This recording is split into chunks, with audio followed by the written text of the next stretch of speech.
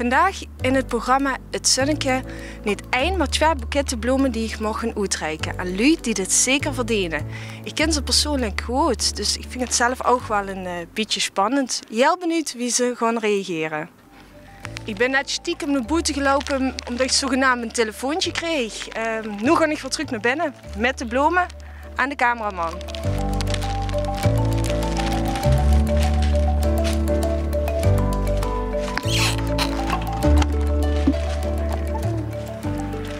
Hi, Monique, niet schrikken.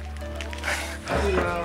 Waar kom je hier voor dich? Oh nee toch. Ja, die kent het programma wel, dat weet ik. In het Zonneke.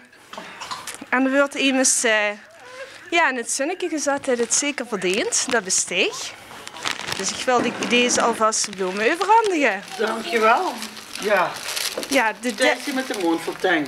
Ja. Tijdje met de mondfontein. Ja, en het ding is natuurlijk wat gij te doen, want het is heel veel voor andere lui. Dus het is altijd voor iedereen klaar, inclusief ons gezin, dat weet ze. We hebben hier net een knutselmiddag gehad in Houten voor alle kinderen van Houten. Wat ook al heel leuk is. Maar dat is opgegeven door Emes hier in Houten in het bijzonder. En die zit hier ook aan deze tafel, dat is Nadine. Oh nee, dadelijk. Ja, en dan weet ze al natuurlijk wat hem draait.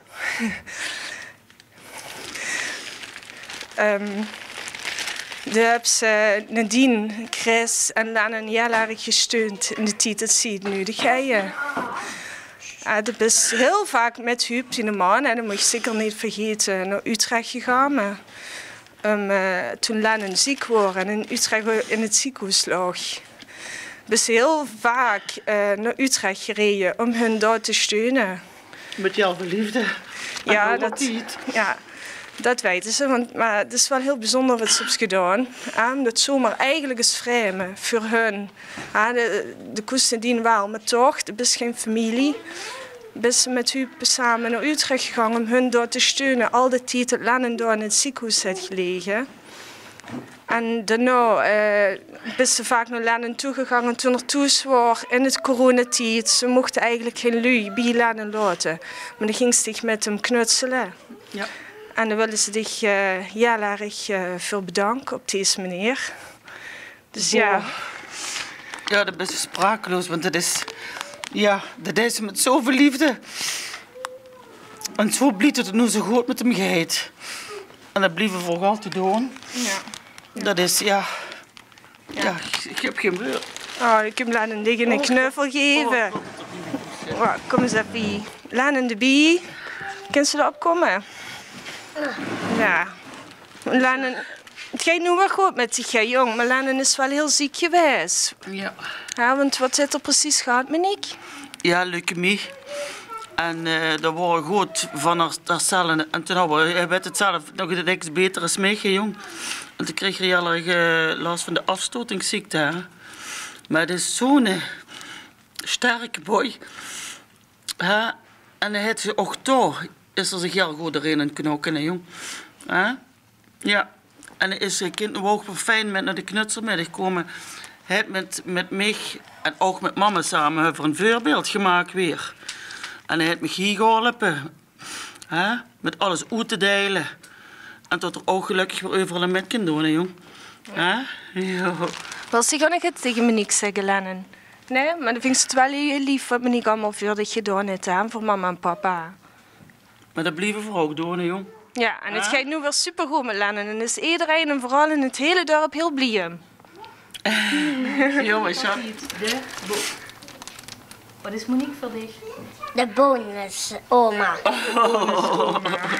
Goed zo.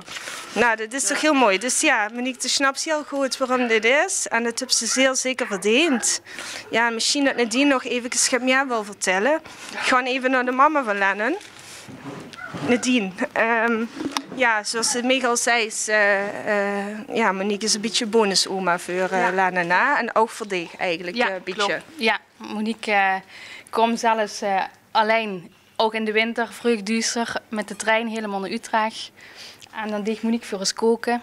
En ook echt in de tijd dat Lennon heel ziek was en voor het echt niet meer zou zitten, was Monique degene die altijd voor ons daar was. En alles eigenlijk aan de kant zat, alles liet vallen om er voor ons te zijn. Ja. Want je hebt het heel zwaar gehad. Hè? Ja, Ja. heel moeilijk. Ja. Wie lang is Lenne nu precies ziek geweest? In september 3 jaar. Ja, 3 jaar lang. Ja. En nu gaat het stuk beter. Ja, gelukkig wel. Ja. Ja. En kunt ze nu langzaam je leven weer een beetje oppakken? Ja, en ook dat is moeilijk, om dan weer terug naar het normale te gaan. Maar ook daar kreeg ik weer heel veel steun van Monique. En als ik even niet lekker in mijn vel zit, dan ga ik met de fiets even bij Monique langs, even een tas koffie drinken of verbellen even. Dus echt als een tweede moeder voor mij. In het dorp ging het vaak over u, zelfs de bestuurder bij je voor u in de kerk. En het ganse dorp is blij dat het weer heel goed gaat met Lenne en iedereen heeft ook metgeleefd. En daardoor is die naam ook een paar keer gevallen voordat in het zonnetje te zetten. En ik vond het heel moeilijk om dat afgelopen periode te doen toen het zo slecht ging met Lenne. En ook omdat je gevoel in Utrecht was. Maar bij deze willen we dich ook even in het zonnetje zetten. Dankjewel. Want dat hebben ze zeer zeker ook verdiend. Dankjewel. En zeker ook voor die man Chris. En Monique is dat ook natuurlijk de man Huub. Wordt je dat samen met alle... Ja. Eigenlijk heb je er stangen allemaal. Dankjewel. Vergun gewoon ook bij deze doen. En heel erg hopen dat het gewoon nu zo blijft en alleen maar steeds beter met je allemaal gaat. Ja, dankjewel. Alsjeblieft, heel mooi. Dit was weer een aflevering van In het Zinneke. Kent je ook iemand die dit verdient? Iemand die het even nodig heeft? Of iemand die wat goed is voor een ander? Mail dan naar inhetzinneke@tvvalkenburg.tv. Wellicht dat voor een volgende keer bij diegene langs kunnen gaan.